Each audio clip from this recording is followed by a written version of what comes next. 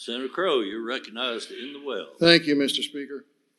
So last year, I got a call from Carter, my friend and constituent from Johnson City, and he said, Rusty, did you hear the speech that Prime Minister of Hungary, Viktor Orban, just gave at CPAC? I said, no. He said, it was an amazing speech that dealt with our traditional Judeo-Christian values.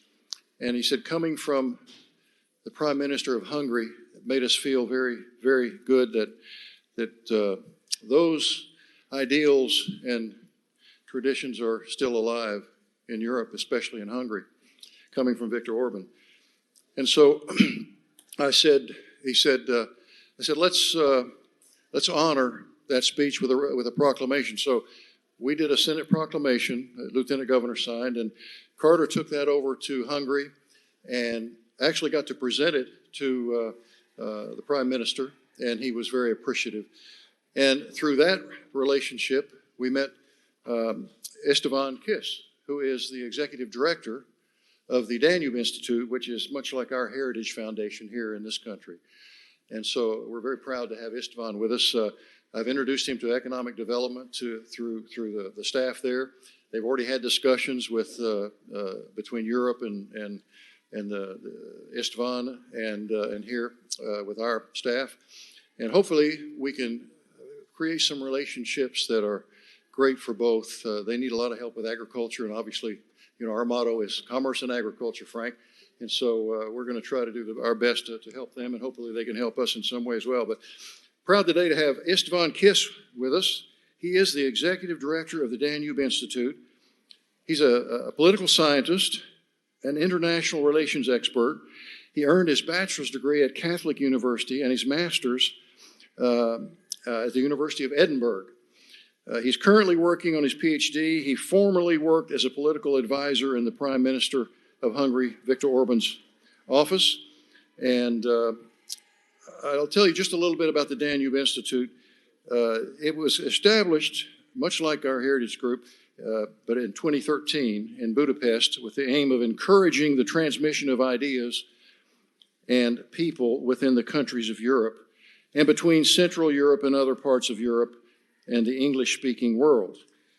So the Institute is committed to a respectful conservatism in cultural, religious, and social life, the broad liberal tradition in economics, and a realistic Atlanticism, which means the belief in bringing, you know, the North American cultures together with the European. In national security policy, recently they added, and I like this one, the fourth commitment to exploring and extending the related concepts of democracy and patriotism.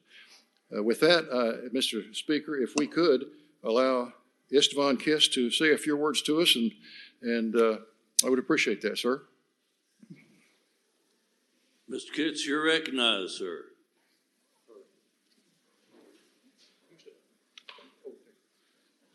Thank you very much, Senator Crowe, for this kind introduction. Dear honorable senators, it's a rare privilege and honor to be here with you in the great volunteer state. I never would have imagined years ago that I would ever visit Tennessee, to be honest.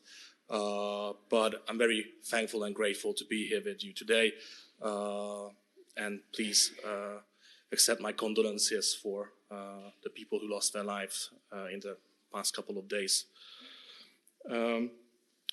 Senator Crowe already mentioned that the Danube Institute was established with the aim to be a kind of a beltway between Hungary and the English-speaking countries. And in this role, we already have some form of cooperation with, for example, the Heritage Foundation, which he kindly mentioned. And I'm hoping with this visit I can forge similar cooperations with American think tanks, academia, and potentially as an overflow in perhaps agriculture and commerce as well. I believe that there are great opportunities to work together between Hungary and Tennessee, because both states share a deep bond stemming from our Judeo-Christian values, which I think really enriched or Western countries in the past. But sadly, it seems that some of these countries are losing their way. Luckily, Tennessee and Hungary are not states like that. And I really believe that the Danube Institute can be a facilitator between this exchange. Of course, there are some real opportunities, which the Senator has also mentioned. I do believe there are real business opportunities between the two countries, state and country.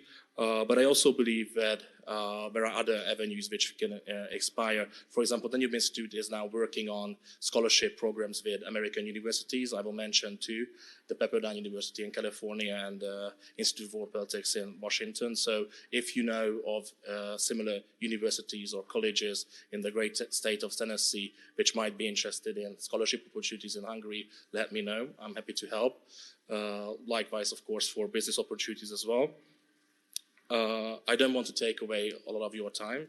I'm going to be here until Thursday. I'm staying in the Indigo Hotel, so I would be very honored and happy to meet as many of you as possible during my time here. Please let me know if you would be interested in the meeting, or please reach out to Senator Crow. Thank you very much again for the opportunity, and God bless you and your work. Thank you. Thank you, Mr. Speaker.